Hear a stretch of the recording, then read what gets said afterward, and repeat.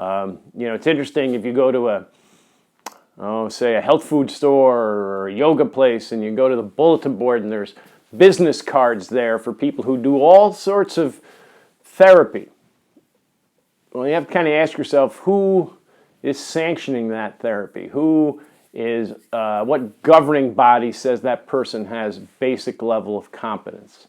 And just because you have a certificate doesn't mean you're competent.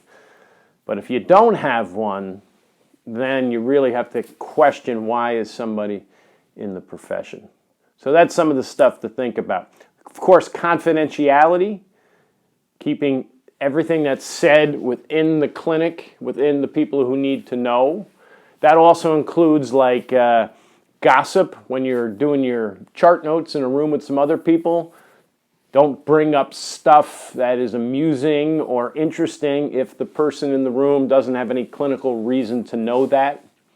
Don't look at files that you aren't clinically involved in, unless it's for a therapeutic reason or an educational reason.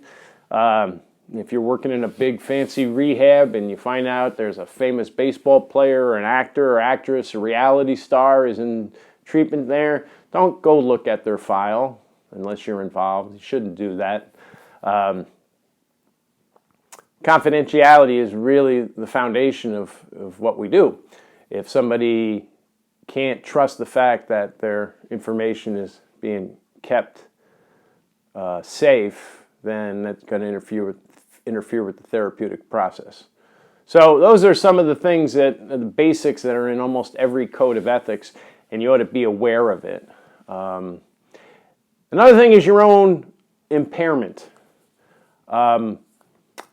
If your own emotional status is in such a place, or your psychological status is in a place where you shouldn't be counseling, then you have to get some help and get out of the field. If you're impaired by substances, you need to get out of the field. And some of the things we think about, we got to take seriously, is if you're an addictions counselor, is it okay to drink socially? Yeah, by all standards, it seems to be. Is it okay to get drunk once in a while? Well, now you're getting into really weird gray areas. And this one, last time I spoke about this live in a class, I got kind of a chuckle. But if you're an addictions counselor, can you smoke a little weed? Well, marijuana still isn't 100% legal. And when you sign your code of ethics, you're signing an attestation that you haven't abused illegal substances. So you have to be aware of that. You know, in this day of social media, I cringe. I cringe almost every day when I see former students who are in the addictions field taking a picture with a big mug of beer or a cocktail, or talking about alcohol. Are they doing anything wrong? Not necessarily, but the image is poor.